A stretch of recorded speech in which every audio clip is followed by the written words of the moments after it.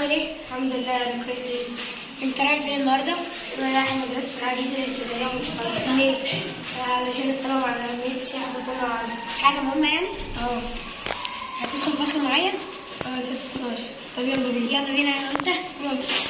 احنا عندنا في مصر مدينة دهب، وهي مشهورة عالميا بالغوص.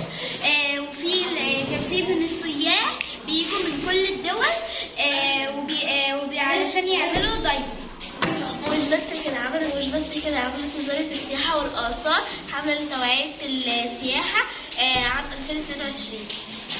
وكمان صورت فيديوهات قصيرة عن آثار مصر وتاريخ مصر العريق. يعد جذب السياح أمر أساسي لاقتصاد مصر. اهتمت مدينة دهب بالطاقة المتجددة النظيفة، عشان كده أنشأت الألواح الشمسية النظيفة.